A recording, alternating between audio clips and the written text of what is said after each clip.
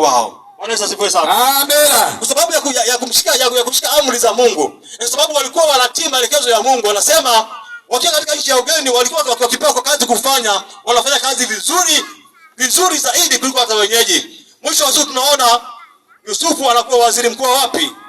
Wa Misri. Lakini pia Danieli pia anakuwa wapi? Anakuwa waziri mkuu wapi? Wa Babeli. Bwana Yesu asifiwe sana. Kwa hiyo kumbuka umejazwa na Roho Mtakatifu, Roho Mtakatifu anafanya hata katika kazi zako, katika biashara zako, katika chochote ambacho unakigusa, unakuwa tofauti zaidi, unafanya vizuri zaidi. Pigie Bwana Yesu makofi tafadhali.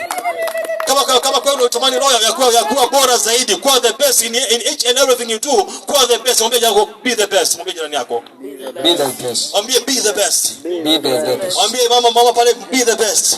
Be the best. Sema be the best. Be the best. Sema tu mayai mengi. Sema tu unajua kusaidia.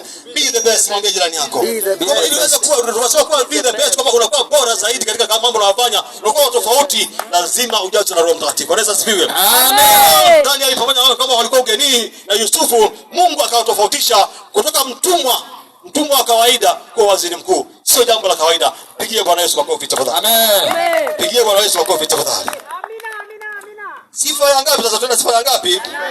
Sifa ya 8. Bado sifa tumalizia, tunaenda kwa maombi mazito mno. Sifa ya 8 anasema Roho Mtakatifu huweza kufunua siri zilizofichika.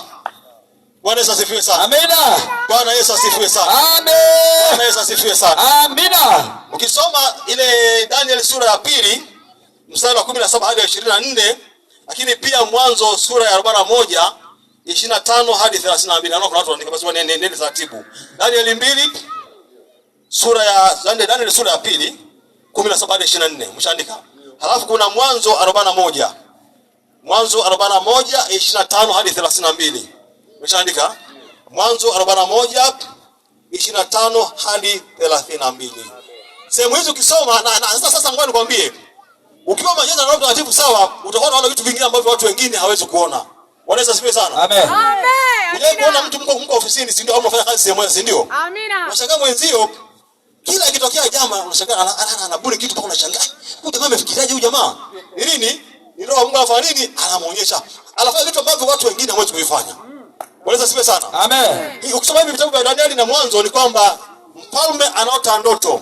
Bwana asifiwe sana. Amina. Mfalme wa Babeli anaota ndoto, anawaita waganga wote, anawaita washawi wote, anawaita wapiga ramli